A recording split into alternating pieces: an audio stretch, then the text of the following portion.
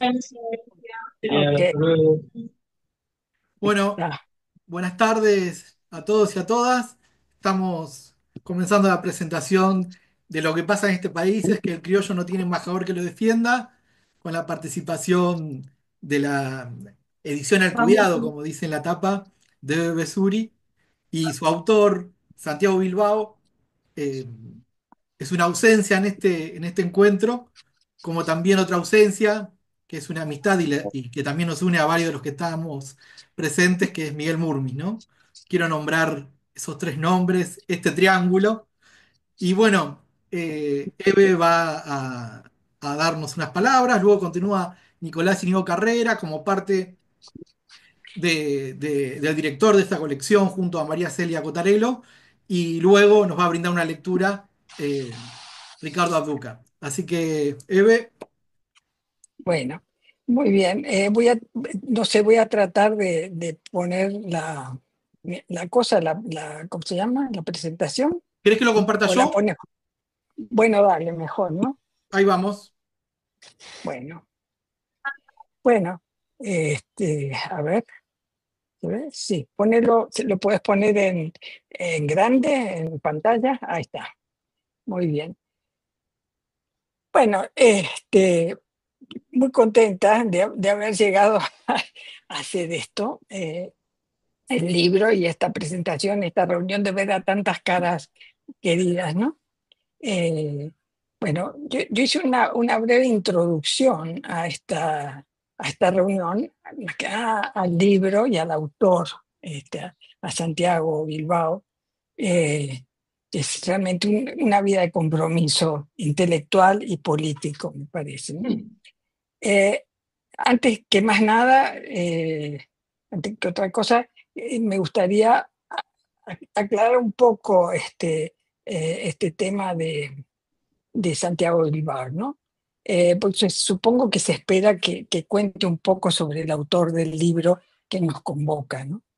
Santiago fue un antropólogo de la primera promoción de la UBA, pero antes que nada se consideraba un testigo fiel, observador agudo y comprometido con los desvalidos y perdedores de siempre.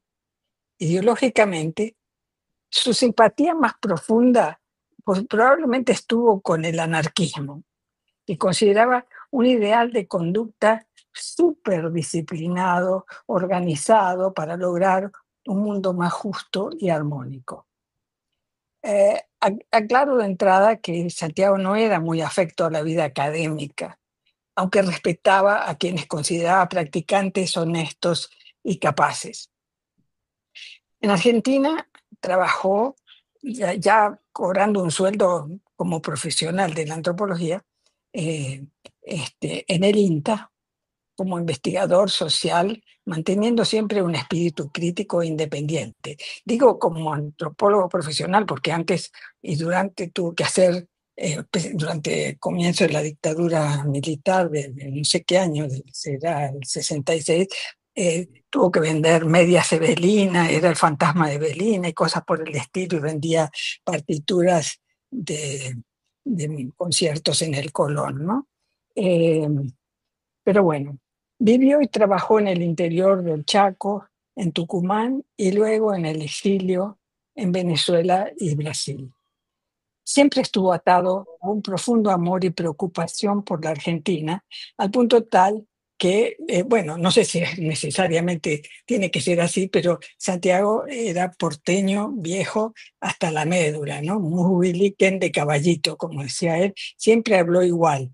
Vivió no sé cuántos años fuera de Argentina, pero era como si hubiera salido de un café de la calle Corrientes el día anterior, ¿no? Hay otra cosa más que quiero comentar que no había mencionado cuando le mandé, por si acaso, las láminas a Matías, ¿no? Y que es algo que se me olvidaba mencionar y quiero dejarlo puntualizado, ¿no? Como buen antropólogo aplicado que fue, cuando se empezó a hacer esa diferenciación entre los académicos y los aplicados, desde que renunció a la UBA y al CONICET, del cual era becario, él se dedicó a trabajar interviniendo sobre la vida real del trabajo de peones, campesinos, personas del mundo rural, ¿no? Por eso no lo van a encontrar en las páginas de Google ni en ResearchGate y otros buscadores cazapapers. Retomó el hábito de la lectura y la indagación de documentos y papeles viejos desde que dejó de trabajar por un ingreso, ¿no? Y así entonces pudo ser feliz haciendo estas otras cosas, escribiendo unos valiosos libros sobre actores de la antropología argentina, por ejemplo. Por eso en estos años eh, recientes decidí hacer el archivo digital de Santiago. Sin yo ser archivóloga, ni diestra en el mundo digital. Para esto me ayudó una colega y amiga venezolana, la antropóloga Isabel Sánchez Rose, a quien en estos tiempos difíciles de penuria económica en Venezuela pude retribuir invitándole a tomar el té con pan tostado y mermelada, por lo menos, ¿no?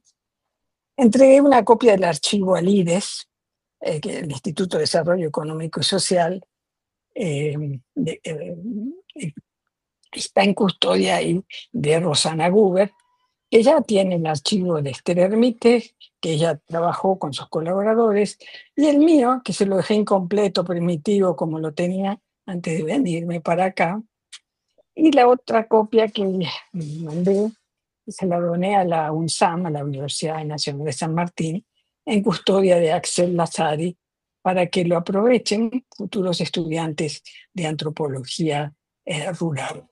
Ahora sí retomamos las láminas que le mandé a Matías y vemos, bueno, por dónde empezar, ¿no? Lo haré por el comienzo visible, que es el título del libro. El título del libro es un título largote, pesado.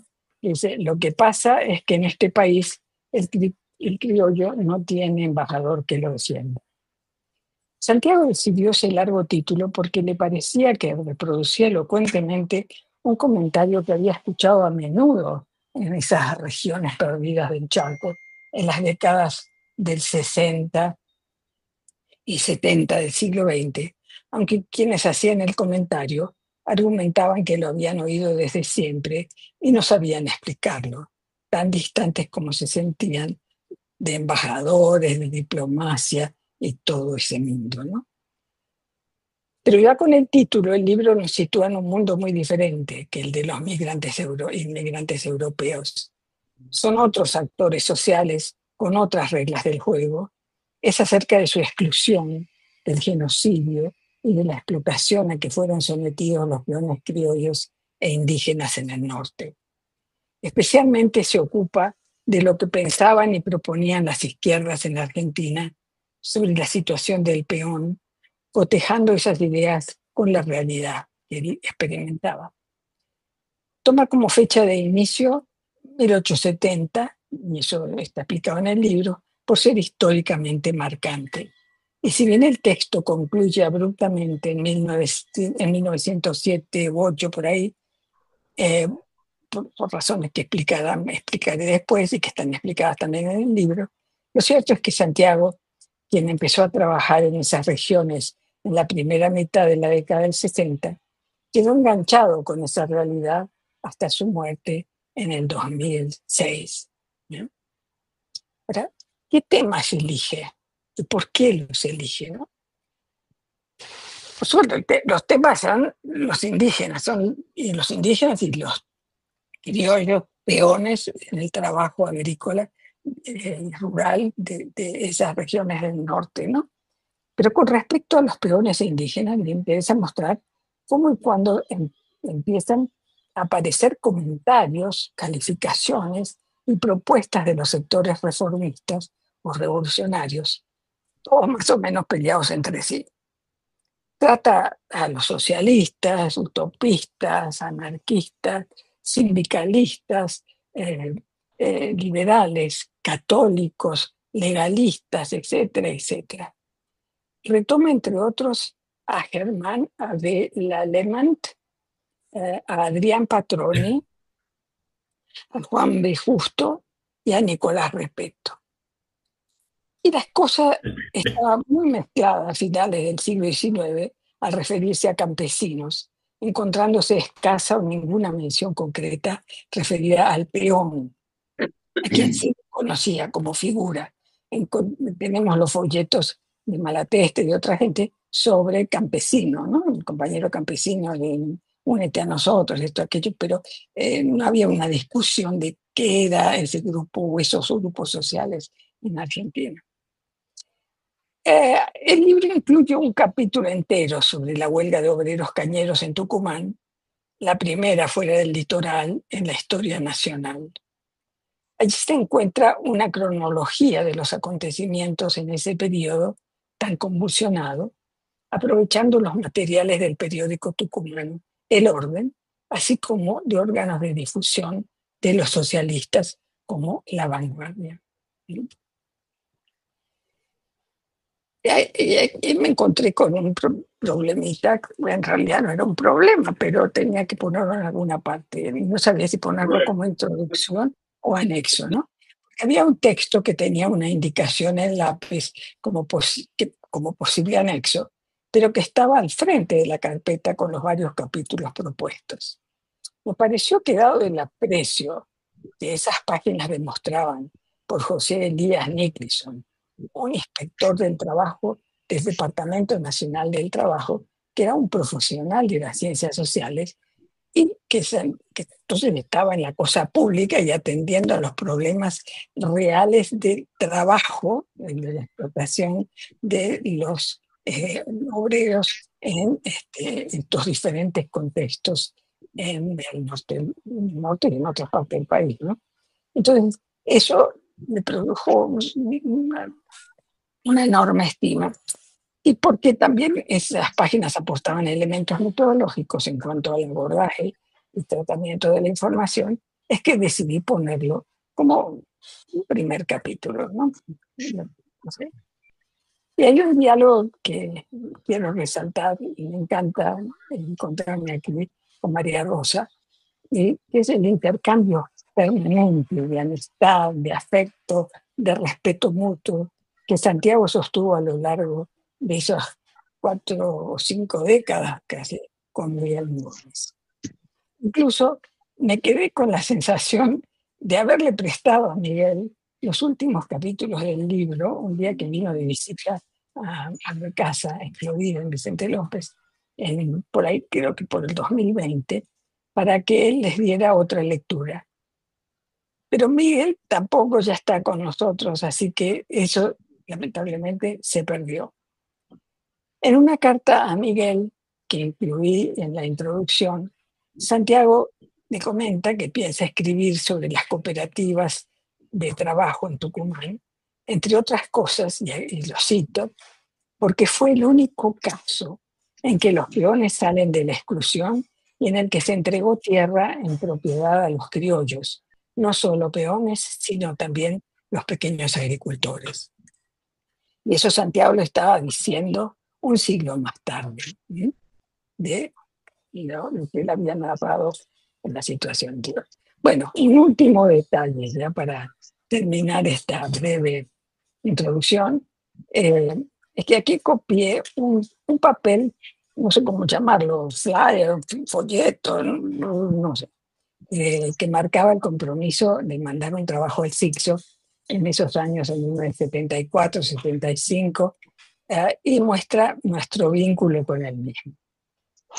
Es, por otra parte, lo que permitió retomar lo que habíamos dejado interrumpido hace tantos años, gracias a un mensaje de correo electrónico que de manera exploratoria, pues no nos conocíamos, me mandó Matías Feito, no sé si fue el año pasado o el anteaño, un año de esto, ya a mí ya el tiempo me da vuelta, no sé más. Pero ahí ven estas cosas, marqué aquí, trabajos míos y de Santiago, aquí está de Nicolás, amigo, acá hay una cosa de Beba Valdés, es decir, estábamos los que eran en ese grupo de esa época, que hacían algunas cosas.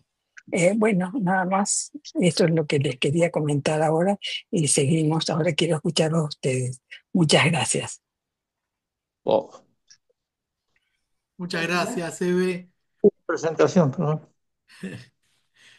Nicolás Sí, continuará ¿Anda por ahí, Nico? Sí, sí, acá estoy, ¿no se Bárbaro. oye?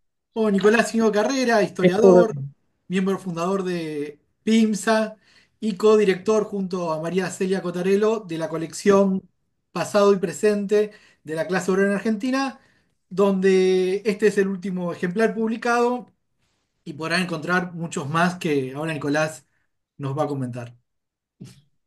Bueno, buenas tardes. Voy a empezar contando una anécdota que bien podría incluirse en el libro que hoy presentamos. Durante la mal llamada Semana Trágica, un joven oficial de la policía de la capital encabezaba una patrulla que recorría las calles del barrio de La Boca y hasta que llegaron a un local de la Federación Obrera Marítima, que era uno de los principales sindicatos en aquel momento por su posición estratégica. Y en el local había un grupo de hombres que los miraba de manera amenazante mientras cuchicheaban, dice el policía, en un idioma ininteligible. Yo usaba este ejemplo mucho en las clases porque preguntaba, bueno, ¿en qué idioma hablaban? ¿En italiano, en polaco, en algún dialecto español? No, hablaban en guaraní. Los obreros marítimos, entre los obreros marítimos había muchos guaraníes. Bueno, paso ahora a hablar sobre el libro.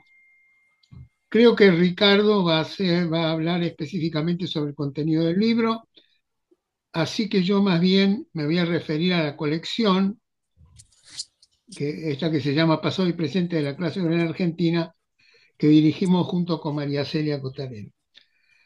Pero no puedo soslayar la importancia de la obra de Santiago y también de Eve, que muy modestamente se niega a aceptar la coautoría, un libro que significa un gran aporte de conocimiento sobre la formación de la clase obrera en Argentina y el papel tantas veces ignorado de las poblaciones criollas e indígenas en ese proceso. Por supuesto, no se puede negar el peso de la inmigración europea en la conformación de la clase obrera y de sus organizaciones sindicales y políticas. Pero durante muchas décadas, las historias del movimiento y la clase obrera,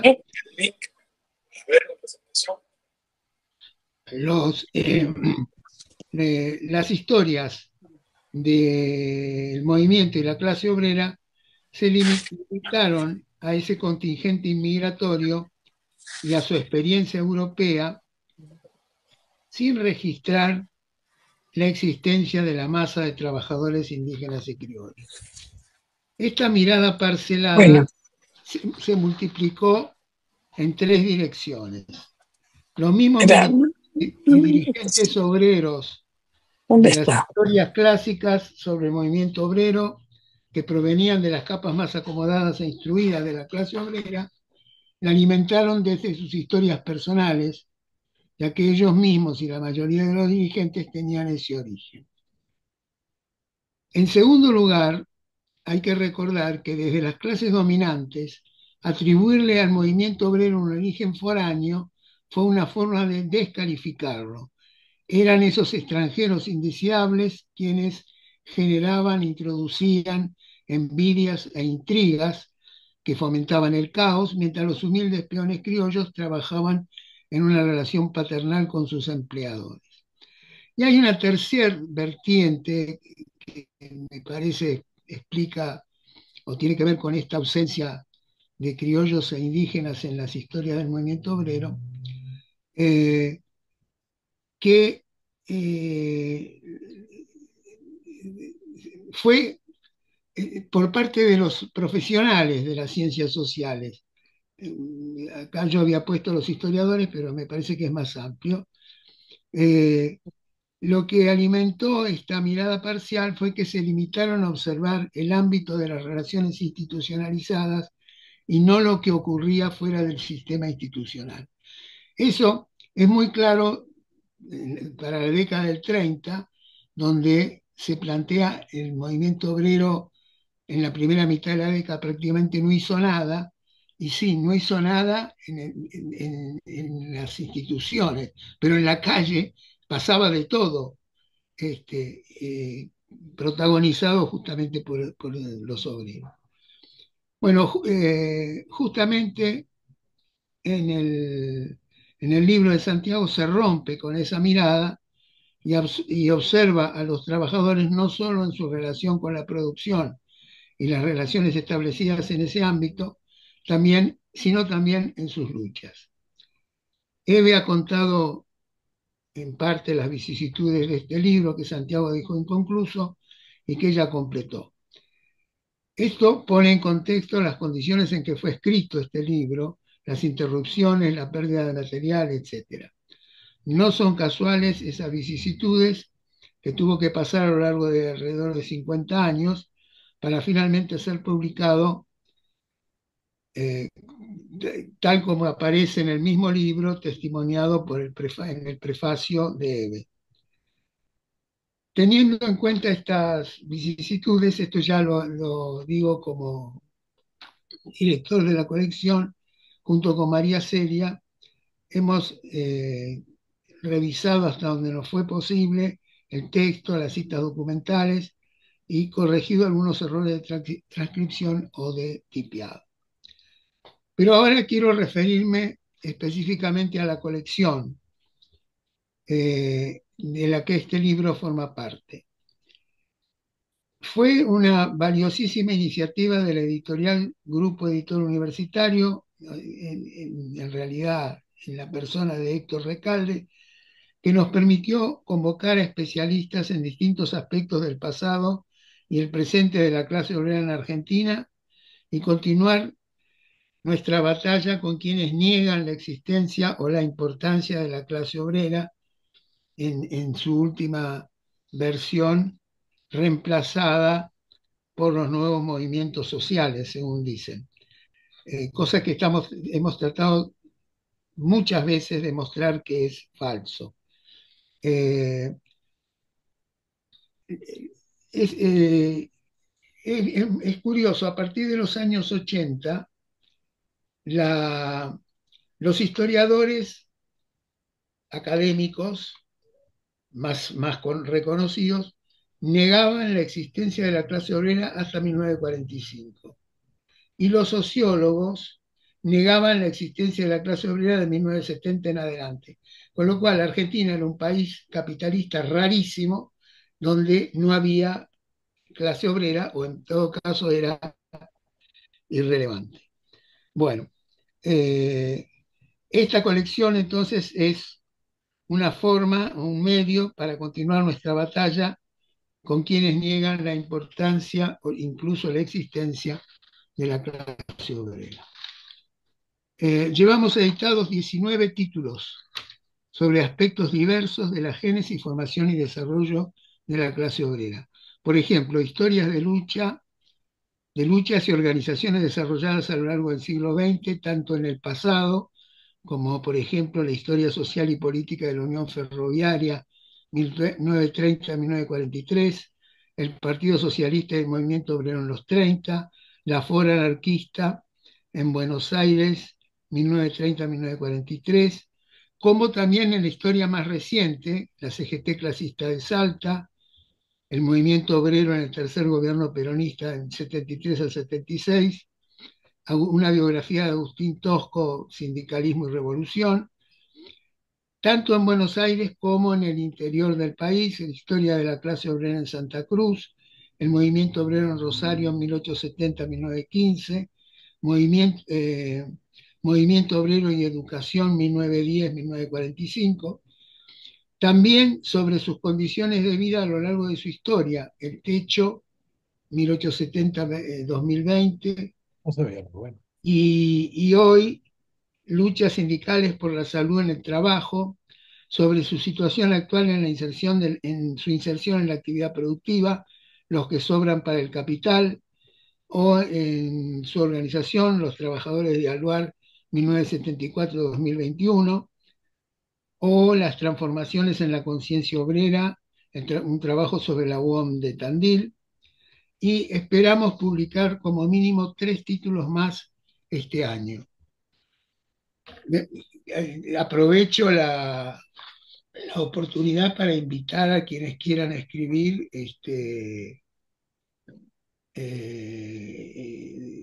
Esto es, esta colección es amplia, no solo en las temáticas, sino también en las orientaciones teórico-metodológicas. Hay trabajos hechos desde muy diversas perspectivas. Bueno, eso era más o menos lo que yo quería decir y quiero agregar una nota personal. Para mí, Santiago siempre fue un- una persona que admiré en su estilo directo y en su trabajo de campo, que no, que, bueno, no todos, justamente no todos los investigadores desarrollan como desarrolló él. Así que para mí, en lo personal, es un gusto y un honor haber podido publicar este libro. Nada más. Muchas gracias, Nicolás, por tu lectura. Bueno, tenemos un tercer presentador, Ricardo Abduca, antropólogo, profesor de la Universidad de Río Negro. ¿Está por ahí, Ricardo? Aquí estoy. Muy bien, Gracias, Matías. por favor, gracias a usted. Bueno, realmente me siento, es ritual, pero no es ritual esto, es decir, que estoy realmente muy agradecido, lo digo de todo corazón, a la oportunidad de poder decir unas palabras aquí y, bueno, acaba de conocer a, a Eve, que nunca antes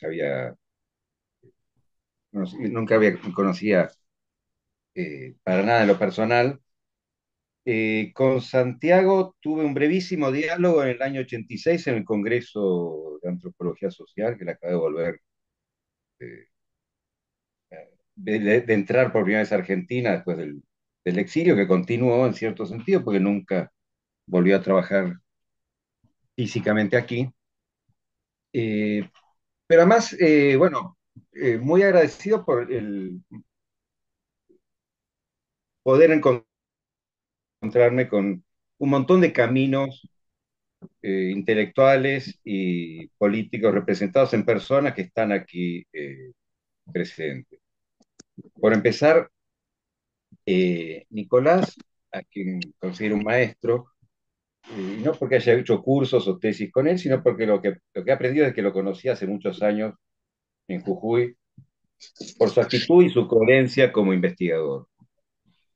Eh, y también otros nombres y trayectorias que también están presentes aquí, eh, como el tipo de abordaje antropológico, yo inmediatamente mi conocimiento de Nicolás, Alejandro Isla, gracias a quien yo pude empezar a hacer, sí, aún siendo estudiante, prolongados trabajos de campo, eh, donde se cruzan de alguna manera mis caminos en la quebrada de Huichairas, en la quebrada de Humahuaca, mis primeras andanzas, con la experiencia de Hugo Ratier y Santiago Bilbao, con la FON, en la primera camada de estudiantes de folclore, en la quebrada de Huichairas a principios de los años 60. Mi experiencia de Xavi luego es el inicio de todas esas historias, donde cuando yo conocí a Nicolás, yo estaba tratando de dar forma a la información que tenía tras mi medio año en la puna jujeña, aprendiendo de la vida campesina. Todo ese mundo campesino no estaba solo atravesado, sino constituido en ese tipo de campesinado por el asalariamiento y con el vínculo histórico de esa zona de Xavi, con la zafra en el ingenio San Martín de Tabacal. Entonces, aunque yo físicamente he estado muy poco en relación con el mundo del ingenio, con el mundo de la zafra, toda mi experiencia está atravesada también por la experiencia campesina con respecto he observado desde las zonas campesinas ese vínculo con los salariados. Y, y de alguna manera, para terminar con otra nota, otros nombres que van apareciendo, otras trayectorias que también están presentes, menciona también Hugo Ratier, es que realmente pensé mucho en Miguel Murmis cuando estaba leyendo el trabajo, y no es casual, y saludo acá la presencia de María Rosa. Y Miguel Murmis fue quien dirigió la tesis de Alejandro Isla, una tesis tardía. Eh, a Miguel Murmis le debemos también el establecimiento de mucho lenguaje sociológico que usamos cuando leemos a Marx. Cuando leemos a Marx en el siglo XXI no solamente leemos a Scaron, cuyas huellas también aparecen aquí, y luego diré por qué, sino un vocabulario establecido por Miguel, a quien yo entrevisté y tuve gusto de conocer tardíamente. Este libro eh, se puede leer, digamos, retrospectivamente a partir de su último capítulo.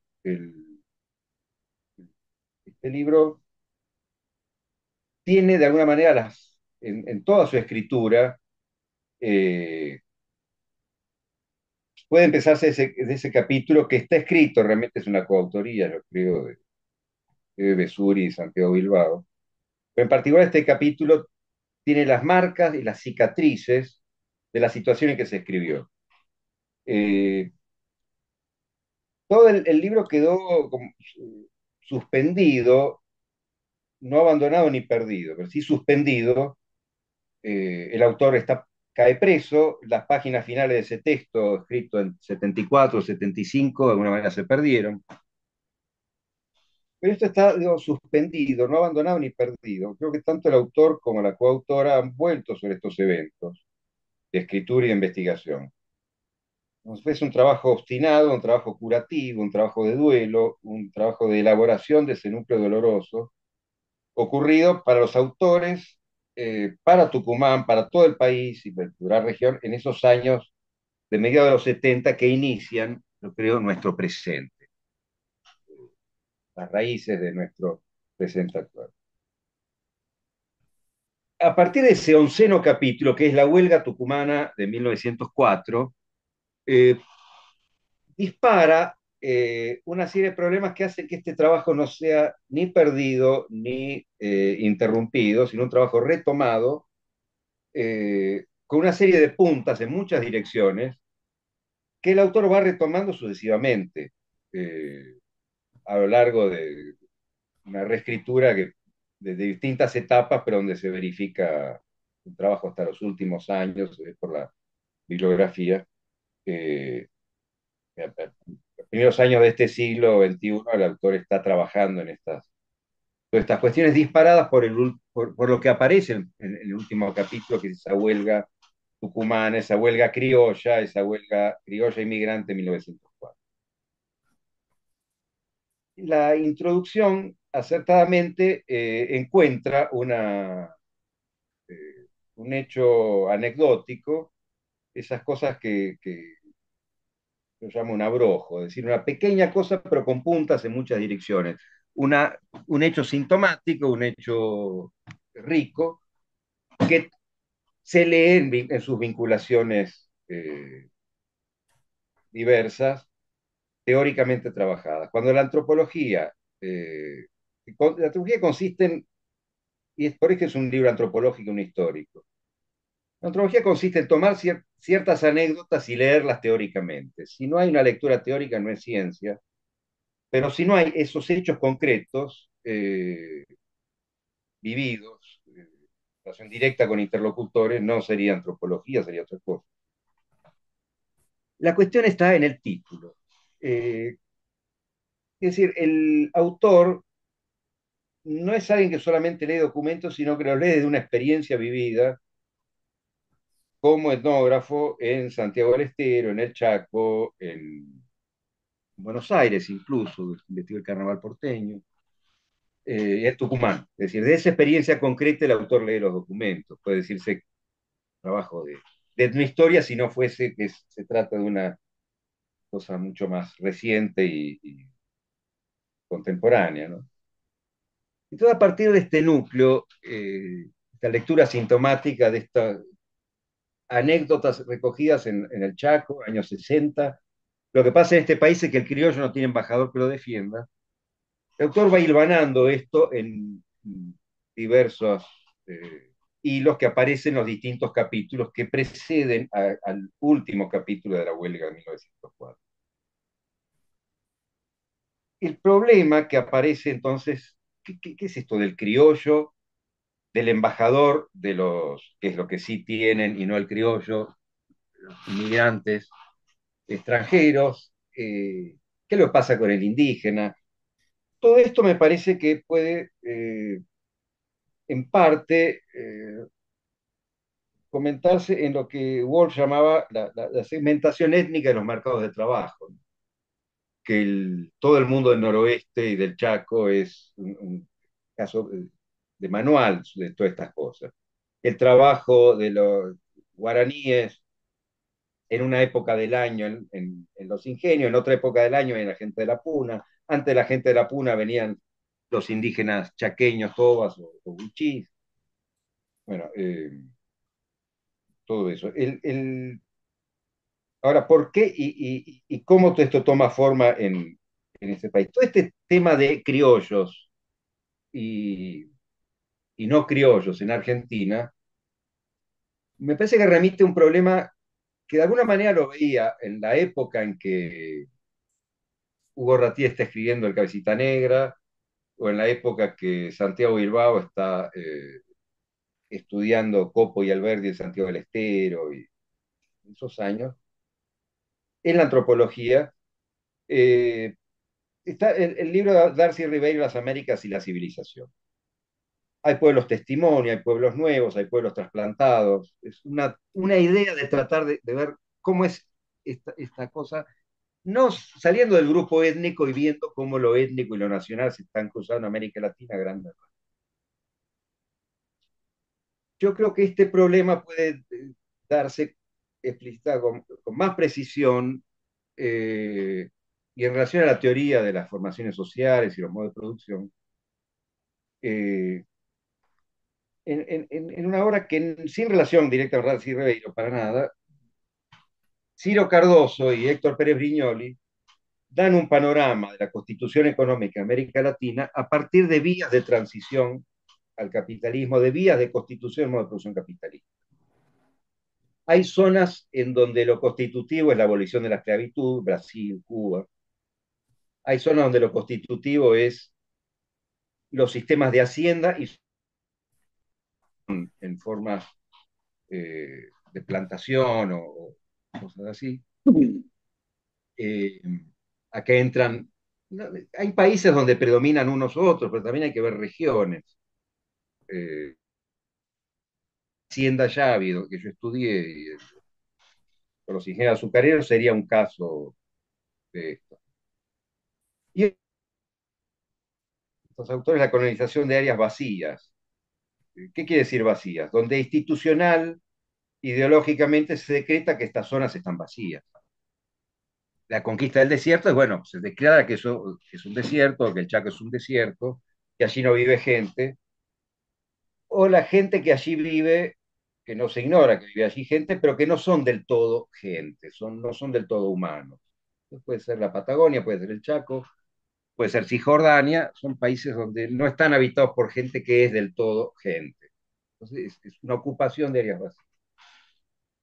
Esto me parece que marca la cuestión del libro, y estos autores también, haciendo un panorama de toda América Latina, dice, la década clave de todo esto, de constitución, modo de producción capitalista, América Latina, que no se hace en un día, pero esa década clave es 1870. Este libro es una reflexión, lo dice explícitamente, acerca de toda esa vorágine ocurrida en la década de 1870, donde se verifica en este país, después de la guerra del Paraguay, esa guerra misma es parte de esa bisagra, eh, las campañas de Roca, las campañas de Fontana en el Chaco y todo lo que viene después. Bueno, la bisagra son esos años, y el libro toma nota justamente todo el tiempo de esa bisagra de- de nuestra vida histórica.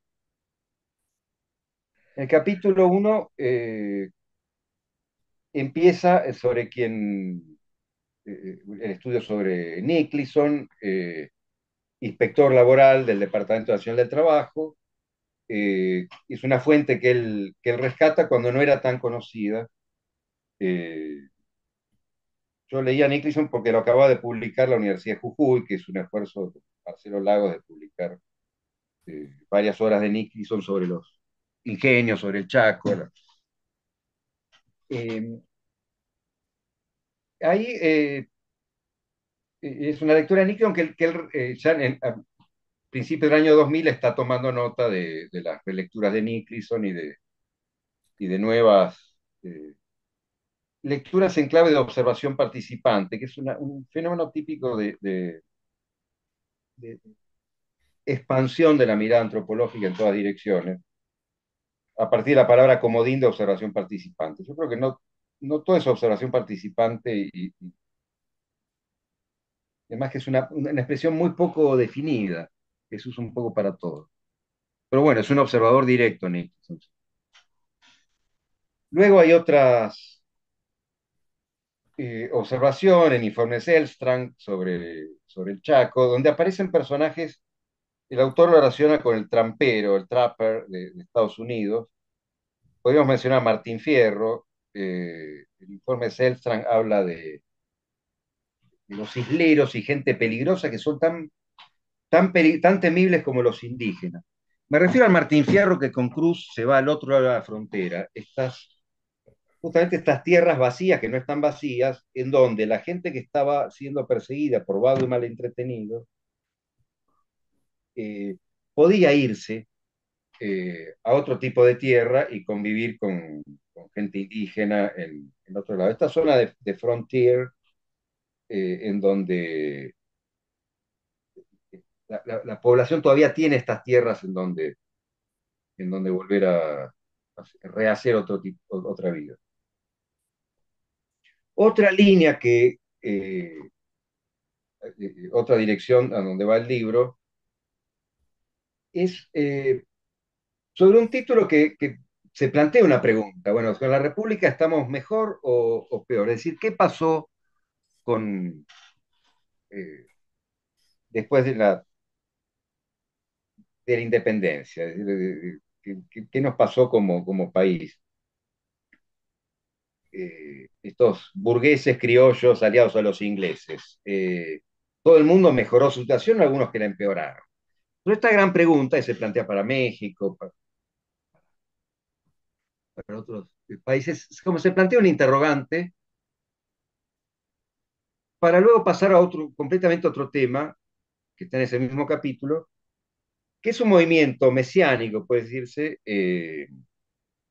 ocurrió en Tandil con los episodios de Solané, de Tata Dios, y ese mesianismo cristiano disparado por la presencia de los gringos en la región. Es otro asunto de cómo esta constitución alrededor de los años 1870, el modo de producción capitalista, es un fenómeno no económico, ni solamente de estructura económica, es un mega fenómeno complejo que se dispara en todas direcciones. Y acá aparece esta cuestión también. Otra cuestión curiosa, que es otra dirección en donde está pensando el autor, siempre me parece como preámbulo a esta investigación que iba a hacerse sobre las condiciones de posibilidad de la huelga de 1904,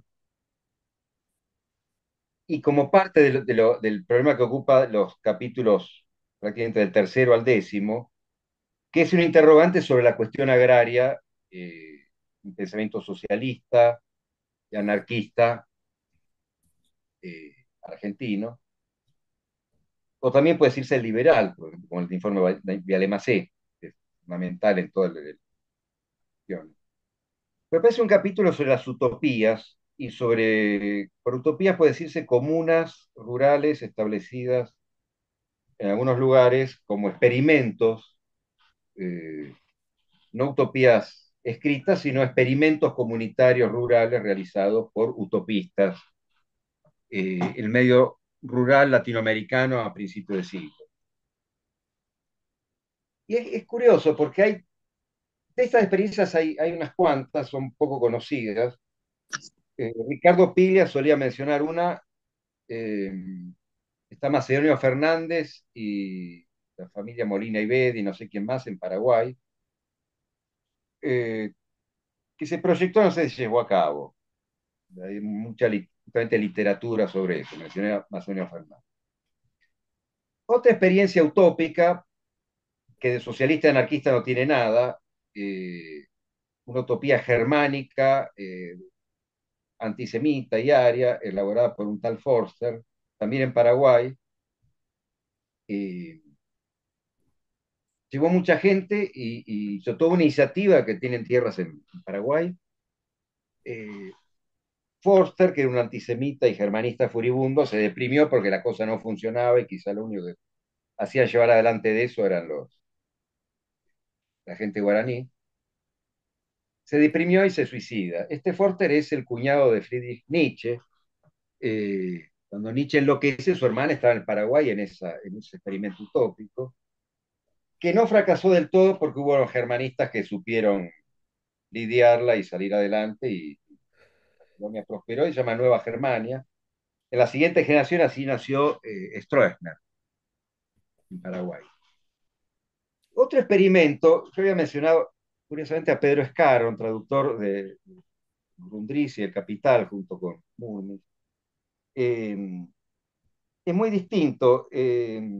Los anabaptistas de Alemania, igualitarios, comunalistas, descritos por Engels en sus libros sobre las guerras después de Lutero en el siglo XVI en Alemania, anabaptistas que se sienten incómodos con Hitler en los años 30 emigran a Uruguay con idea de hacer su ideal comunitario rural que ya llevaban como campesinos alemanes, hacerlo en Uruguay porque Alemania era insostenible. Se vinculan con anarquistas uruguayos, eh, como terminan yéndose, no había tierras en Uruguay, terminan en Paraguay.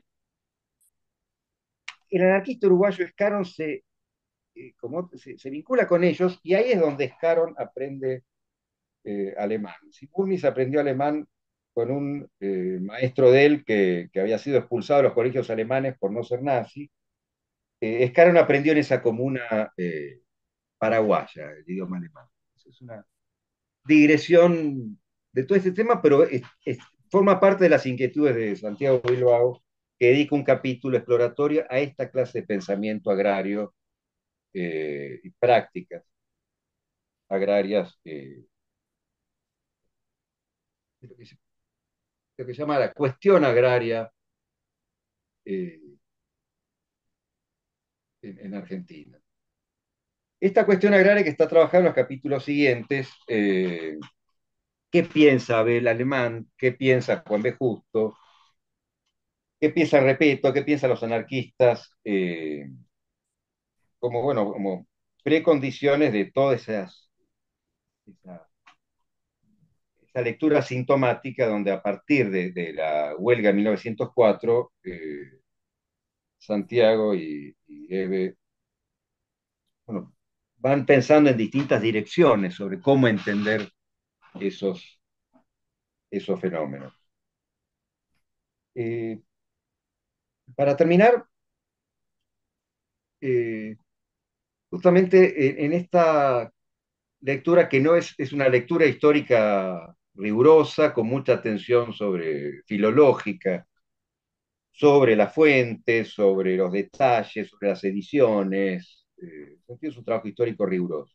Además es un trabajo antropológico porque está vinculado eh, con la experiencia del terreno y esa experiencia del terreno le hace pensar y hacer una lectura que sin esa experiencia de terreno no se leen de la mismo modo los documentos.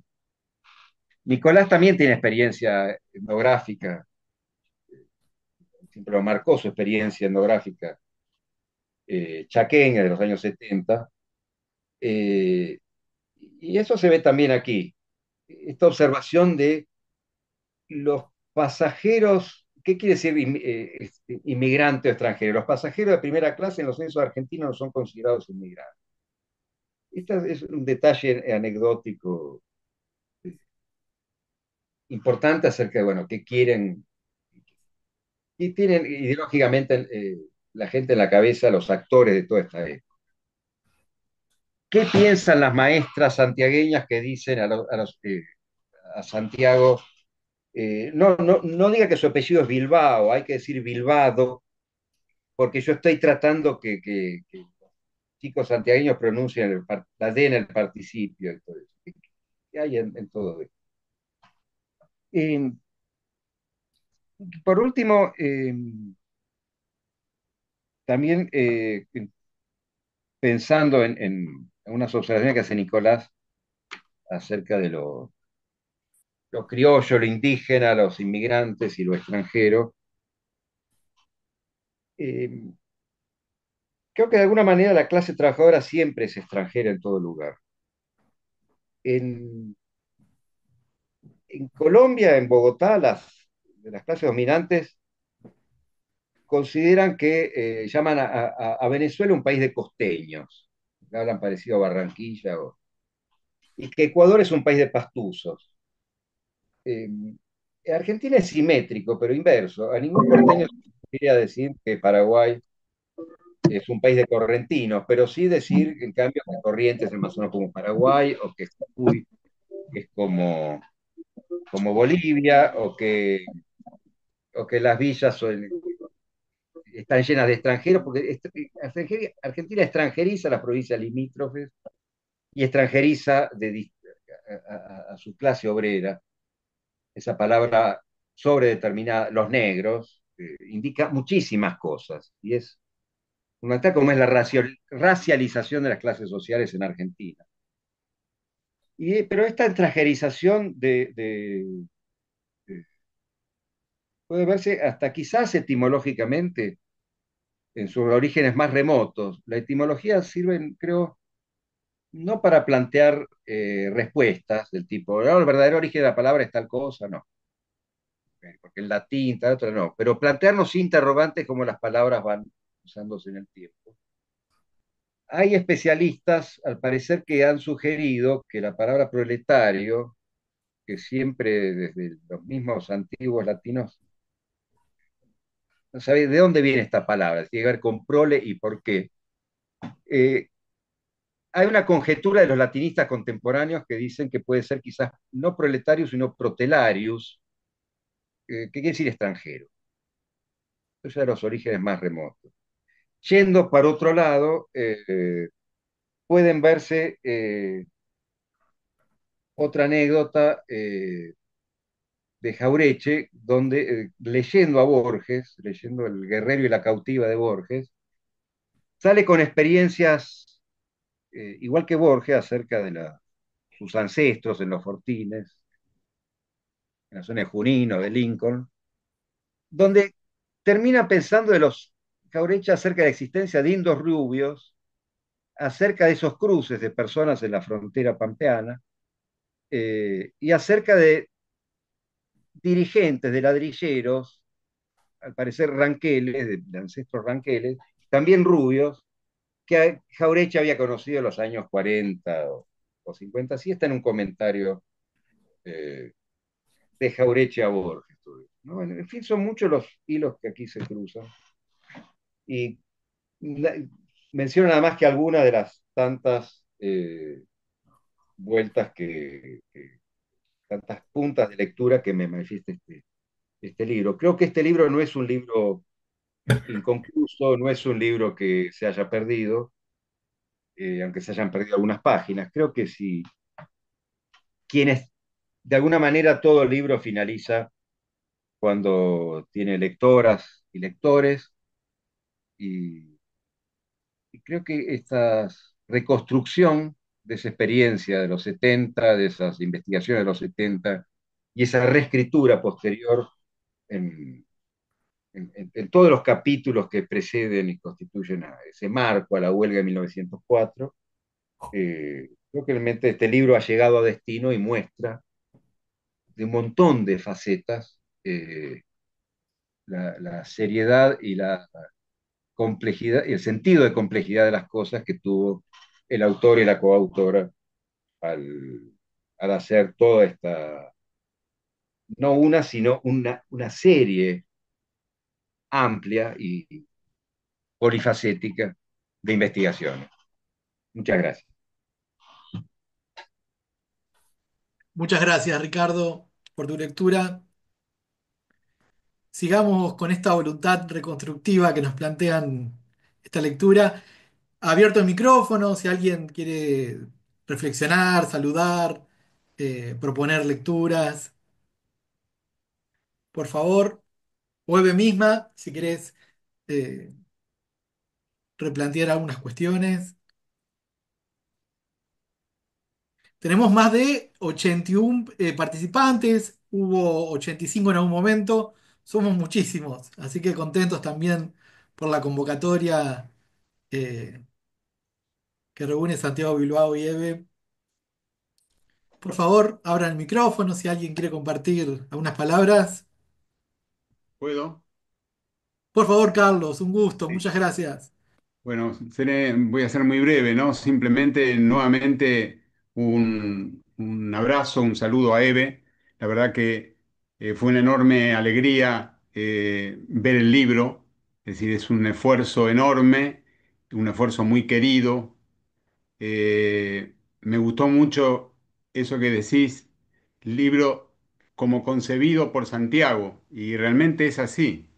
Eh, Mi familia coincidió en esos primeros años, la década del 70 del siglo pasado, 1970, viviendo en Tucumán junto con Santiago y con Eve, que también, y recuerdo las charlas con Santiago, el apasionamiento de las charlas con Santiago. Santiago fue el que me corrigió y me leyó mi primer trabajo sobre las colonias del Consejo Agrario, que era mi trabajo ahí en Tucumán, lo leyó él, así que lo tengo presente, y leía la edición esta de Eve y realmente lo escuchaba a Santiago, eh, que bueno, que era una persona realmente, vuelvo a repetir, muy atractiva en sí en cuanto a su apasionamiento cuando uno conversaba con él.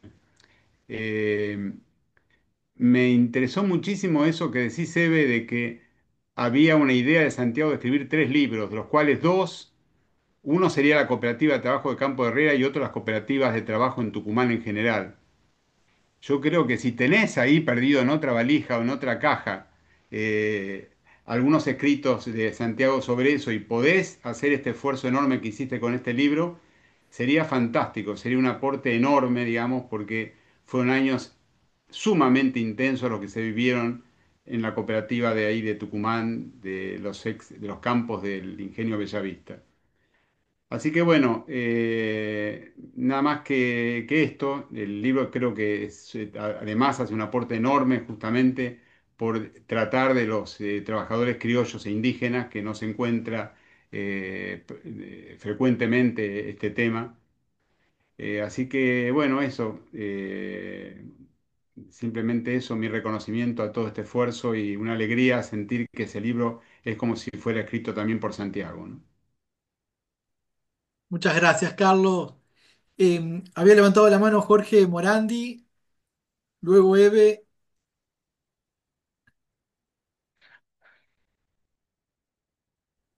Hola, no sé si me están escuchando. Te escucha perfectamente, Jorge. Bien, al igual que Carlos, yo tuve la posibilidad de conocerlos a Santiago y a Eve en los años 74, antes del exilio, aquí en Tucumán, y posteriormente tuve la suerte y el placer de tenerla a Eve como profesora en la maestría de Claxo, en Quito, dirigida por Eduardo Archetti. Eh, Me ha traído muchos recuerdos y muchas emociones, sobre todo la mención de Miguel, que fue mi director de tesis. Y al igual que Carlos, yo quería recalcar un poco el trabajo de Santiago y de Eve en la cooperativa Campo Herrera.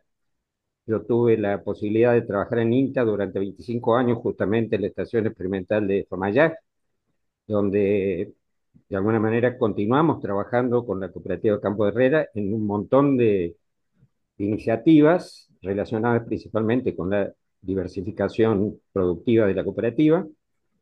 Y yo creo que ahí, bueno, está la tesis doctoral de Cecilia Gárgano, que de alguna manera recoge toda esa historia. Hay un documental muy bonito que se llama El Otro Campo, que yo lo recomiendo mucho. Eh, y de alguna manera, yo creo que este desafío que plantea Carlos me parece importantísimo para rescatar esa experiencia que fue, yo diría, una de las pocas en Argentina donde trabajadores del surco y empleados del ingenio tuvieron la posibilidad de constituirse eh, como una cooperativa de trabajo que se mantuvo durante más de 50 años. Yo creo que la cooperativa hace algunos años cumplió 50 años y todavía permanece en pie. Así que, bueno, ese era mi testimonio. Gracias.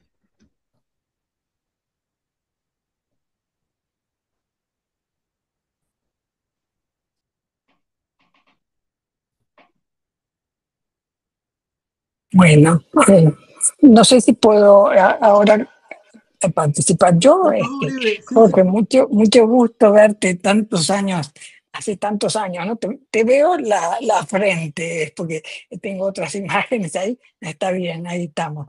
No como antes que a Nicolás le veíamos todos el pelo así revuelto, como una buena característica personal, ¿no?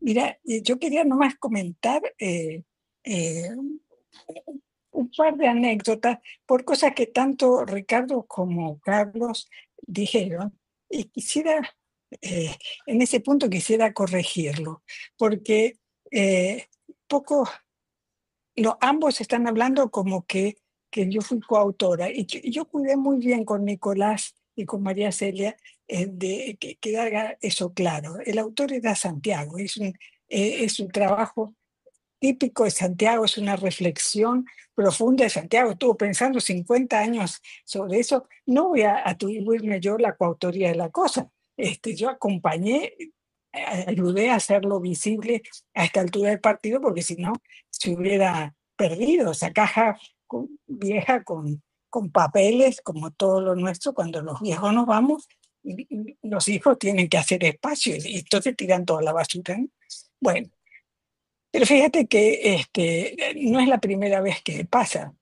Santiago siempre decía que en un momento, por varios años, y tal vez María Isabel, a ver, que estoy viendo ahorita, lo ha escuchado, le decían que Santiago se había casado con una india toba. La india toba se supone que era yo porque había hecho mi tesis de doctorado sobre Santiago del Estero, ¿no?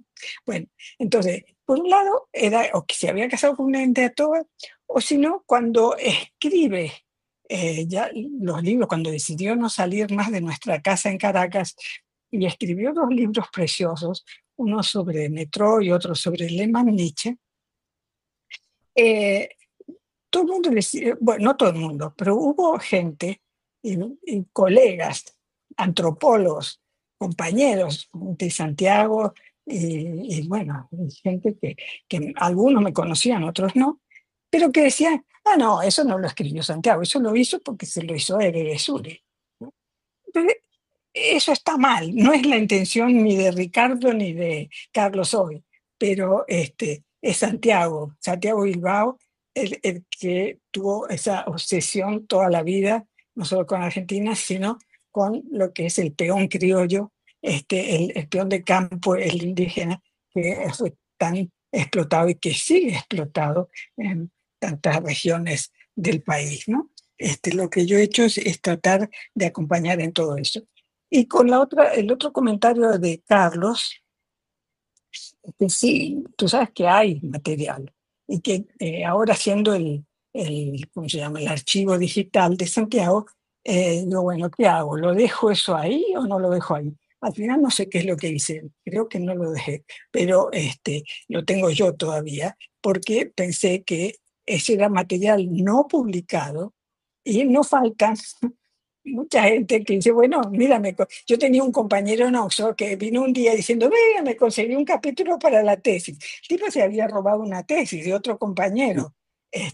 Y entonces ahí con eso pensaba que iba a resolver el problema en la Universidad de Oxford. Así que eh, estas cosas pasan en todas partes. Y no me parecería justo de ninguna manera que una persona que se deslomó toda la vida trabajando sobre una temática particular. Entonces, no sé, terminé muy agotada, estoy cansada, cada día me funciona menos la cabeza y todo esto, pero espero tener fuerzas todavía para tipear y vemos hasta dónde llegamos, porque son versiones muy borrosas, muy sucias, muy llenas de lechitas y cosas en carbónico que se perdieron por el tiempo, pero me parece que los trabajos sobre el movimiento cooperativo, sobre las experiencias cooperativas y Campo Herrera, como evolucionó en el tiempo, inclusive alguna visita muy posterior que hicimos y charlas que Santiago tuvo después con Roberto Fernández de Ulibarri, el director del INTA, creador de la cooperativa de Campo Herrera, me parece que son muy valiosas, son muy importantes, ¿no? Y así como en este libro, entre otras cosas, se reubica la cronología del movimiento obrero, por lo menos del norte del país, y podemos realmente decir con una cronología cuidadosa que la primera huelga azucarera del país se hizo en 1904 y no en 1926, como escuché hace unos pocos días de una reunión en la legislatura de la provincia de Tucumán, donde otros viejos amigos se referían a la primera huelga tucumana como habiendo ocurrido en 1926. Son números, pero son años y son años cruciales y hay gente envuelta y hay procesos políticos, sociales, culturales que están involucrados y creo que el libro de Santiago los disecciona muy bien con los conflictos y acuerdos y visiones, a veces en paralelo, a veces contrastantes, entre los socialistas, los anarcosindicalistas, los anarquistas, en fin, todo el mundo que estaba, los católicos que estaban interviniendo en esa época, ¿no? Por eso creo que vale la pena hacer el esfuerzo de por lo menos hacer la publicación sobre las cooperativas. No sé si me va a dar el cuero para seguir con las otras organizaciones colectivas de América Latina y cosas que hizo también acá en Venezuela, ¿no? Pero bueno, algo es algo. Estoy realmente muy contenta con los resultados que veo. Espero que lo lean al libro, que lo consigan. Agradezco muchísimo la posibilidad que me dieron tanto Nicolás como María Celia de publicarlo en una colección tan bonita, tan buena como el grupo editor universitario. Pero eso, y seguimos. Muy interesantes los comentarios que he recibido hasta ahora. Muchas gracias, Eve. María Isabel levantó la mano y también de paso agradecerle a María Isabel y a Carlos Carballo que también hicieron posible esta linda convocatoria. Bueno, gusto. Mi primer conocimiento de Santiago Yeve y Miguel Murmi fue en el 74, un pionero encuentro sobre agricultura familiar discutiendo Sí, con ¿te acuerdas? ¿Te acuerdas? Norco Molle, que fue hermoso, un encuentro muy movilizador. Y después, bueno, yo Que entré después la gente se encontró en la cárcel, varios de los exacto, organizadores, los dos chicos que organizaban con Santiago, ¿no? exacto, sí, fueron años Sí, terribles. sí. Este, nos tuvimos que refugiar cada uno donde pudo. Yo me refugié en el Sail, en el CONICET. Y después pude finalmente entrar a INTA, que era lo que quería, porque como Santiago yo quería ser socióloga aplicada. Y por eso cuando él volvió nos vino a visitar. Yo trabajaba con una ingeniera, Patricia Lombardo, sobre formas asociativas y estábamos haciendo trabajo sobre cooperativas de trabajo agropecuario y bueno, obviamente tomamos el caso de Campo Herrera y él nos ayudó con su generosidad habitual, nos ayudó muchísimo, muchísimo. Hicimos un librito que este, publicado a pulmón, como era todo en esa época en INTA no teníamos un peso para hacer este tipo de cosas, en el que realmente recibimos mucha ayuda de su parte. Y yo quería rescatar dos cosas, porque cuando nosotros hicimos el trabajo de campo, eran muchos años después que de su paso por esa cooperativa, pero estaba su impronta, ¿no? Porque dos cosas que él rescató mucho y la gente lo seguía valorando era el tema de la participación como eje de la sobrevivencia de este tipo de experiencias y la importancia de no vender la tierra, o sea, que la tierra la conservaran. Y Sí, no sé, sí. esa cooperativa fue la única que siguió Que a sobrevivió hasta fuego ahora. defendiendo sus 2000, casi 2000 hectáreas en el corazón cañero, cuando todos se las querían fagocitar de distintas formas. Y yo creo que eso fue lo que con su tesón y su impronta se los metió a los muchachos, como él decía, que siempre me acuerdo la anécdota que nos contó que la primera cosa que hicieron fue que los, los cooperativas, de la cooperativa fue hacerle una huelga para pedir aumento de sueldo y él trataba de explicarle que ellos eran los dueños, no podían pedir hacer una huelga a sí mismos. Pero realmente este, él lo dejó, esa impronta quedó. Pero quería relatar eso nomás, que fue un trabajo hermoso y que él nos ayudó muchísimo. Después esa línea de trabajo en INTA, él venía a tomar mate con nosotros en el edificio que ahora están rematando de INTA, como anécdota terrible en este momento. Muchas Qué gracias, María bárbaro. Isabel. Ahí Daniel Campi comparte un link dedicado a Miguel Murmis. Y bueno, y María Rosa levantó la mano también, así que un gusto. Bueno, gracias, Matías. Bueno, yo quería manifestar mi alegría y mi emoción de estar acá en la presentación de un libro de Santiago. Bueno, me estoy emocionando y me emocioné a través de las presentaciones de Santiago y bueno, editado y concretado por Eve, gente a quienes papá tanto quería como amigos y respetaba como intelectuales y respetaba su trabajo. Y también la emoción de estar acá rodeada por gente que él quería y respetaba y agradezco muchísimo las referencias y los recuerdos. Me alegró mucho que haya tenido un impacto eh, en la carrera intelectual, en las ideas de tanta gente. Y bueno, ya estamos a casi un año de su muerte, el 19 de septiembre se cumple, así que es un momento que me llena, en realidad es un lindo momento para estar en este evento. Así que gracias a todos. Muchas gracias, María Rosa. Gracias, María Rosa. Sí. Puedo comentarte muy brevemente una anécdota con tu papá, y es que cuando Santiago tuvo el ataque al corazón, había que operarlo. No teníamos plata, estábamos en Brasil, había que operarse en el hospital público en Sao Paulo. Y tuvimos que esperar como 2 meses, ¿no? Bueno, Miguel se vino de Buenos Aires y se quedó casi 3 meses con nosotros en Campinas, acompañándonos, ¿no? Y dándole charla todo el tiempo, charlado en comer. Santiago ya no podía caminar, se agitaba muchísimo. Y bueno, el día que conseguimos un psiquiatra hasta que le daban el turno para entrar al hospital, eh, pensamos que era bueno que viera un psicólogo, un psicoanalista, un psiquiatra, no sé qué. ¿No? Pues, y era el sobrino político, no sé qué, de un famoso psiquiatra argentino que estaba exiliado en Venezuela, pero el señor estaba viviendo en Sao Paulo. Y fuimos los tres, Miguel, Santiago y yo. Estamos en la sala de espera, esperando. Se abre la puerta, el médico dice, bueno, buenas tardes, qué sé yo, y nos levantamos los tres. Bueno, dice, ¿quién es el paciente? Y seguimos los tres.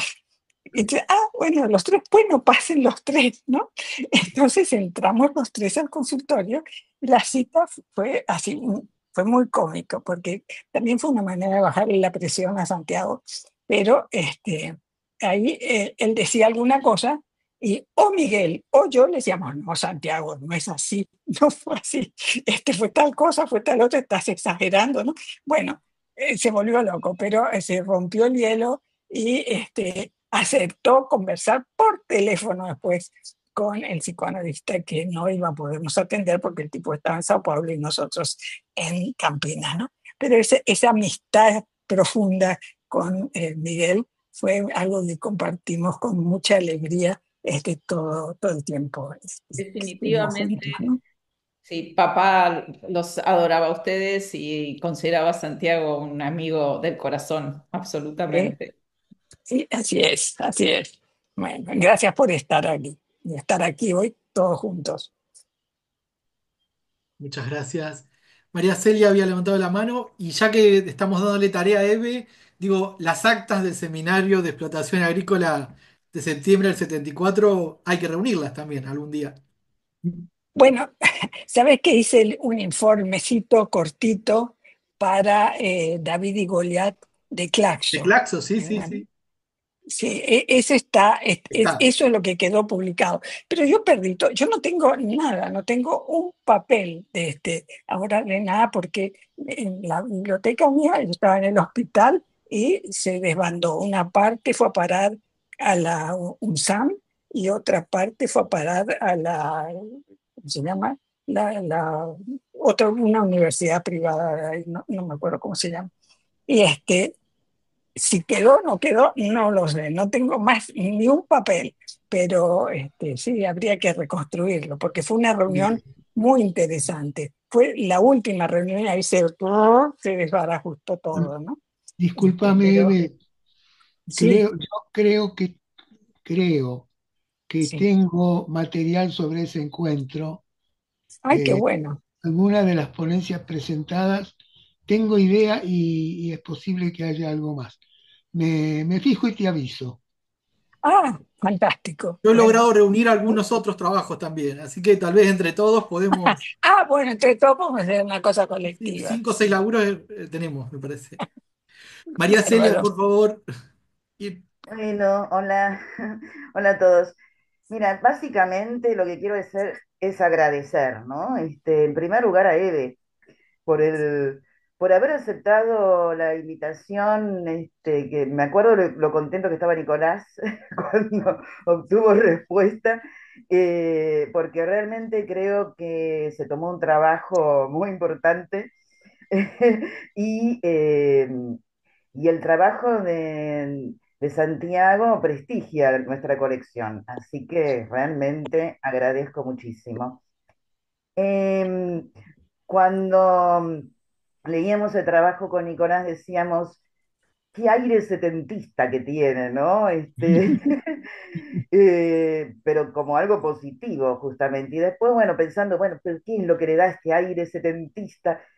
Y yo creo que es una combinación, por un lado, de seriedad en la manera en que está hecho, ¿no? O sea, todo un trabajo de fuentes muy importante, de reconstrucción en este caso bueno, de la situación de los trabajadores y de la lucha de esos trabajadores que además hay todo un trabajo ahí de visibilización de ese sujeto que está Exactamente.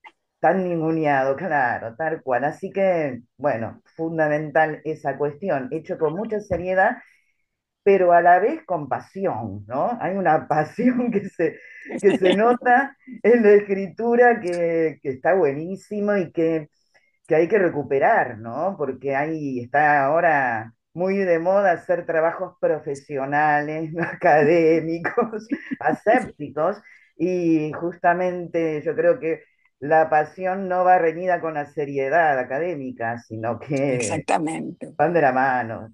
Y eso le da una vida al trabajo muy importante. Así que para mí fue un placer leer el libro. Nos costó trabajo hacer las correcciones y eso, pero creo que valió la pena. Y te agradezco mucho, Eve, por eso. Y bueno, así que también le agradezco a Matías que armó este encuentro, esta presentación tan linda, así que mil gracias. Y bueno, al Turco también, que enseguida también aceptó leer el libro y comentarlo, así que muchas gracias al Turco. Así que bueno, muchas gracias. En resumen, agradecer.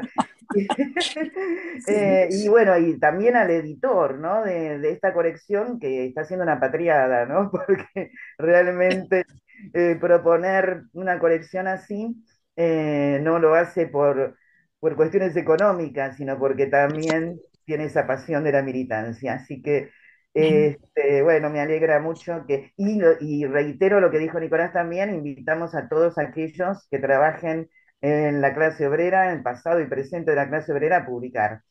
Y esperamos también, bueno, otros materiales si Eve nos puede acercar. Muy Gracias. bien. Bueno, fíjate, una cosa que quería agradecerte a ti y a Nicolás es que está bien, es esa cosa setentista, y me lo han dicho no tan gentilmente como me lo dijiste tú, con aprecio, sino como más lo veo yo como crítica, ¿no? Como una cosa pasé. Pero lo que ustedes han hecho de ir rigurosamente detrás de todas las citas, porque yo ya no tenía más los textos, les digo, estoy aquí sin nada, sin ningún material, y ustedes pacientemente fueron, revisaron todas las citaciones, que no son pocas, son un montón, y las revisaron, las corrigieron, así que eso también nos tranquiliza, nos da esa garantía de la calidad del esfuerzo, ¿no? Así que muchísimas gracias, María Celia, muchísimas gracias, Nicolás. Había levantado la mano el compañero Valverde y luego Liliana Pardo. Saludamos a Susana Martínez y a los compañeros de Santa Cruz también. Sí, sí, yo soy Sebastián Valverde del Seminario de Antropología Rural y también integro la comisión directiva del NADAR, del Núcleo Argentino de Antropología Rural en Argentina. Y nosotros estamos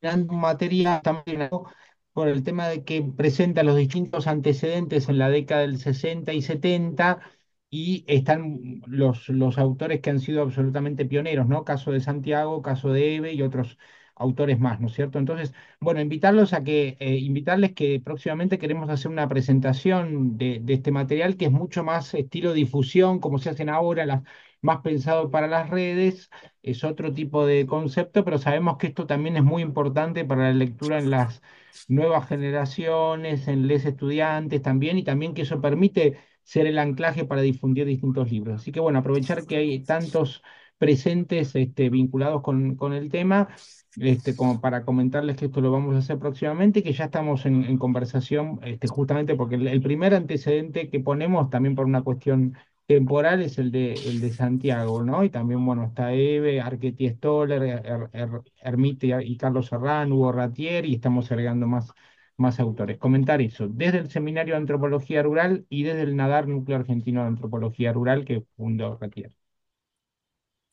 Bueno, sí, ojalá que tengan suerte y que se difunda bien, ¿no? Porque el mundo rural necesita más que nunca ser reconocido y ser estudiado y ser reivindicado, ¿no? Así que te agradezco mucho, Sebastián, y Y esperemos estamos seguir en además, contacto. sí, sí, además estamos pasando por una coyuntura muy complicada en Argentina, entonces, bueno, también conectar con los antecedentes y a la vez, bueno, conectar con la situación actual en que estamos pasando, desmantelamiento de organismos, de financiamiento de Exacto. institutos, bueno. Bueno, venta del edificio de INTA, por ejemplo, como comentó la Sí, compañera. Parece que la justicia lo frenó, parece que lo frenó y denunció además que si regular la venta, pero para Sí, pero los especulaciones campos serias, ¿no? experimentales, es decir, es un Hojas, desastre. sí, sí, absolutamente. Este, gracias. Muchas gracias, Sebastián. Muy bien. Liliana, levantó la mano. Gracias, Matías. Buenas tardes a todos y a todas. Suri, pues un honor tener una nativa toa contándonos una historia Sí. tan interesante y pues tan necesaria de conocer en todo nuestro continente. Claro, yo nací en Bogotá, en Colombia. Estuve hace algunos años haciendo el doctorado en Ciencias Sociales en la Universidad de Buenos Aires, así que los conozco en las letras y un poco en la comunidad de la Universidad de Buenos Aires, de la Universidad Nacional de Rosario. De hecho, pues en Rosario conocí un libro escrito por Juan Carlos Portantiero y Miguel Murmis y pues fue la ventana precisamente para hacer la tesis de maestría y de doctorado, que hoy pues anda circulando ya el concepto de bloque hegemónico colombiano como un análisis crítico que pone en cuestión esto precisamente que se está narrando, ¿no? Cómo la cuestión agraria se aborda desde distintas disciplinas, en este caso, pues el trabajo etnográfico de la etnografía, pero pues también mezclado un poco pues con los análisis que seguramente Nicolás Íñigo Carrera junto con Julio Gambina, Claudio Katz y otros vienen haciendo más desde la perspectiva del materialismo histórico y desde una crítica de la economía política, que allí de fondo está algo que muy someramente estaba mencionando tal vez Ricardo, que en términos de esas tierras que se consideraban vacías y que fueron ocupadas, saqueadas, y es una historia pues que se reitera en el tiempo y que muy seguramente con el nuevo auge, o sea, creemos que nunca se va a terminar el asunto del saqueo y la explotación de recursos minerales en Colombia y en América Latina y que van a seguir viniendo por el oro, la plata y ahora todos los nuevos minerales que están saliendo tras estas falsos discursos de la transición energética y las economías verdes que develan simplemente que hay nuevos extractivismos en tierras que queríamos o que queremos que sigan siendo agrícolas. Este asunto de la frontera norte de la Argentina, que es pues todo lo que se extiende con Tucumán, Jujuy, Chaco, Formosa, Santiago del Estero, hasta llegar tal vez incluso a Misiones, es muy semejante a los problemas que tenemos en nuestros países frontera con la Amazonía. Estos están precisamente en cuántas son migraciones de colonos y colonas que llegaron de otros países del mundo a cumplir un sueño, tal vez de comunidades agrícolas, de cooperativas agrarias, muy en tiempos que pueden ser muy distantes, como el libro que escribió Federico Engels sobre las guerras campesinas en Alemania, que eso es 1548, y seguimos en una historia muy semejante en nuestros tiempos. Entonces, pues gratamente verles, escucharles, saber que estás en Caracas, un momento eh, Complicado. un momento trascendental, es decir, lo que está sucediendo hoy en Venezuela, pues nos vuelve y nos convoca si habían temores o si habían dudas respecto a cómo va a reorganizarse un tablero mundial que va a seguir siendo el mismo objetivo, por más de que intentemos que haya teatro de la paz en Colombia, el conflicto sigue. Hay un conflicto interno, social, armado, como se le quiera denominar, pero es un conflicto que es por la tierra. Y la tierra ya no solo en la cuestión agraria, sino la tierra con intereses de los actores armados en la extracción de recursos mineroenergéticos. Entonces Ujú. allí clave también que estás en Venezuela, entender que Es lo la mismo. soberanía del petróleo Claro. es un asunto que deberíamos tener todos nuestros países. A Petro no se le ocurrió en ningún momento decir que estatizaba o nacionalizaba todos los recursos mineroenergéticos y el conflicto siguió.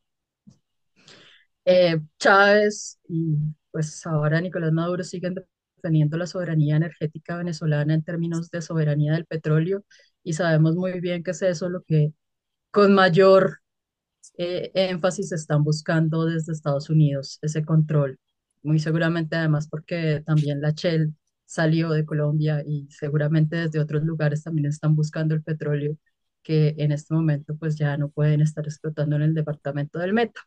Pero bueno, son muchas otras cuestiones que contarles y decirles.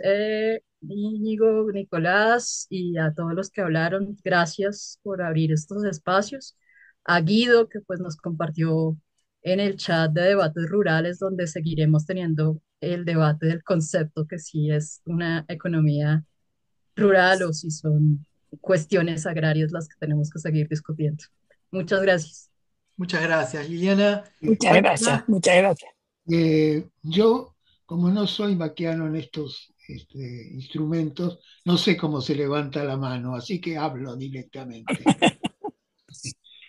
No, vi por ahí que alguien, y ahí está de nuevo, cómo acceder al libro. Yo les paso el correo electrónico de la editorial, que creo que es la manera en que se puede llegar. Es aula taller, todo junto, en minúscula, aulataller, arroba, aulataller.com. Si la persona, el dueño de la editorial es Héctor Recalde, y bueno, si quieren pueden pedirle a él dónde conseguirlo. Yo creo que gran parte de la venta la hace directamente la editorial.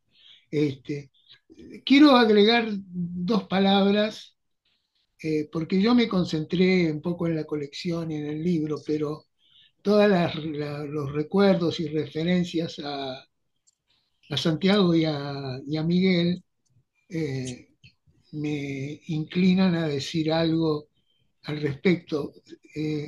Creo que lo mismo que a Carlos León, Santiago fue uno de los que leyó el borrador de mi primer trabajo publicado, que se publicó en Sixo sobre la proletarización de los indígenas chaqueños. Eh, Miguel y Santiago. No sé si alguien más. Eh, y bueno, el recuerdo de un tipo tan divertido, tan en ese estilo así que tenía como pasional, pero muy, muy divertido. Hay algunas anécdotas que tengo que verificar con Eve si son verdad, este, eh, que siempre, siempre las recuerdo. Eh, y bueno, esa referencia que fue lector y comentarista en el Sixo de mi primer obra escrita. Mira vos. Sí, Sí, era un mundo, era verdaderamente un mundo que nucleaba a un grupo de gente bonita, ¿no?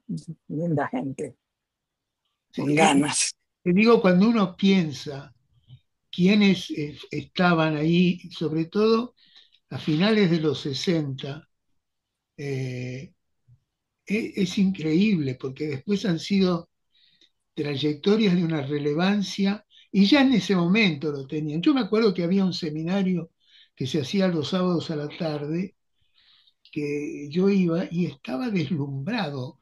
No entendía ni la mitad de lo que decían. Encima con formación en historia, que teoría poco, pero estaba Miguel, Oscar Brown, Pepe Nun, Portantiero, qué sé yo, todos en el mismo. Hobsbawm expuso ahí en ese Sí, seminario. claro, claro. Hobsbawm y el mexicano, bueno, no me voy a acordar ahora, pero el especialista en campesinos, justamente. Bueno, eso quería. No, estaba en Hagen. Estaba en Estaba Hagen. en- Estaba en Hagen. A ver, Jaime. Sí, bueno, eso nomás, y agradecerle, sobre todo agradecerle a Ricardo, que para mí es el turco, y tengo que hacer un esfuerzo para llamarlo el doctor Abduca, este, agradecerle su participación.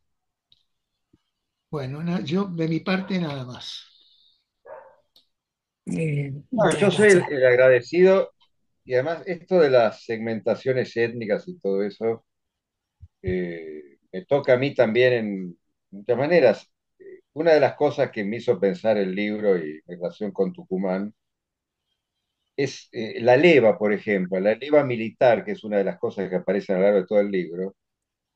La leva del mundo otomano, sobre todo para cristianos, antes de la guerra del 14, es lo que hace que Selim Abduqa se convierte en Salomón Abduqa y vaya a Monteros, Tucumán, el corazón del mundo cañero, y es mi abuelo. Mira, mira. Mi abuelo tenía 50 surcos de caña y es parte del minifundio cañero y horno de Claro. ladrillos, y un hijo que es mi padre que pudo ir a la universidad. Entonces todo eso no me es Claro. ajeno a pensar todos esos procesos. Y me llevó años saber de qué, por ejemplo, por qué venían todos los turcos a los 15 años. Porque, porque podían, de lo contrario entraban al ejército.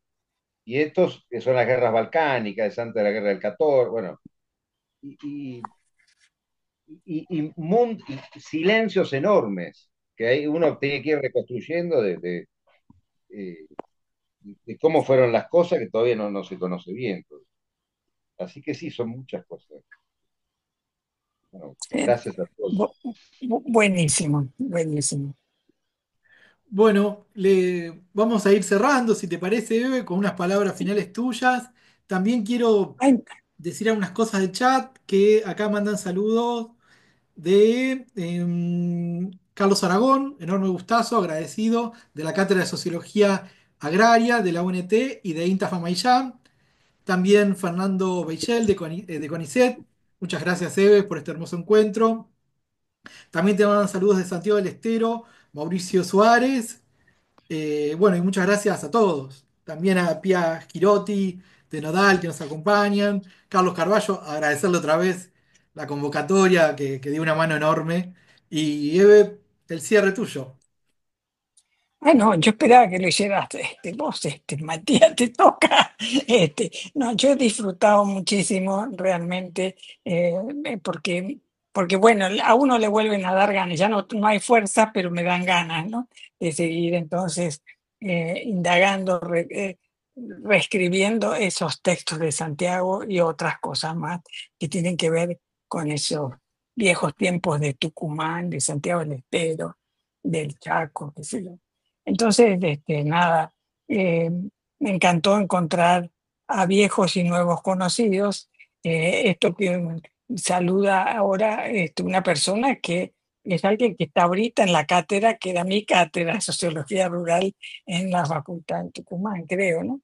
Y en el INTA, así que qué bueno, la cosa se va combinando, se va juntando. Eh, Agradecer a todos, agradecerle al turco, porque ya yo también te voy a incorporar de esta manera, Ricardo. Aquí veo a Javier Ballesteros, mi querido hijo postizo, mi yerno, que se caló toda la reunión, porque él también estuvo de visita en Tucumán y fuimos juntos a la cooperativa de Campo Herrera, ahora en el 2018, creo, me acompañó para allá para ver los lugares donde habíamos andado con Santiago. Y nada, más nada. Yo creo que es una reunión productiva porque nos quedan hilos para seguir trabajando, para seguir pensando, para seguir reflexionando a muchos de los que hemos estado presentes aquí y a los otros porque nos une el afecto. María Rosa Murmis, encantadísima de verla, feliz de verla. A María Isabel Tort, bueno, a tantos amigos del pasado que hicieron muy simpática, muy útil esta reunión. Espero que me puedas mandar copia de esto, porque hay las hijas de Santiago, está una en un avión, la otra en un tren, en distintos lugares del mundo y no pudieron llegar a la sesión. Pero me gustaría hacérselos llegar porque ellas también les va a gustar mucho, ¿no? Y bueno, y más nada. Aquí lo veo a Miguel, a Ricardo, Ulibarri y a Silvia por allá atrás. También gratísimo. La familia Ulibarri es una familia muy querida, que se muy metida en el alma de todos nosotros. Y así que adelante, pues, muchas gracias. Y Matías, fuiste responsable de todo, porque sin ti no hubiéramos hecho nada. Yo no te conocía hace poco tiempo y ahora te incorporo al núcleo más directo del afecto, porque nos estamos escribiendo varias veces, a veces por semana también, ¿no? Es genial esto, cómo se ha dado esta construcción de relaciones y de reconstrucción de elementos, ¿no? Así que muy bien, agradecida a todo mundo y de verdad espero que lo lean porque van a encontrar algo del sabor de Santiago. Es lo que decía María Isabel, esa pasión de Santiago, esa furia y esa alegría y ese desparpajo, ahí se encuentra. En medio del rigor de los documentos que cita y todo eso, está siempre su opinión, que Nicolás me ayudó a suavizar un poco, pero algunas cosas se escapan todavía, ¿no? Así que, bueno, nada, más nada. Gracias, Matías, gracias a todos ustedes. Ha sido una tarde muy, muy linda, muy simpática, muy útil, además. Gracias. Buenas tardes. Podrán encontrar el video en YouTube. Muchas gracias a todos y a todas. Bueno, hasta la próxima. Ya. Muchas gracias, Eve, y muchas gracias, Matías. Abrazo, Hasta Eve. pronto. Hasta Abrazo, pronto. Eve. Cuídense. Un abrazo, Eve, también. Un abrazo grande. Abrazo grande. Abrazo. ¿Qué? Chao. Gran abrazo, hermoso encuentro. Los No solo demás. intelectualmente, sino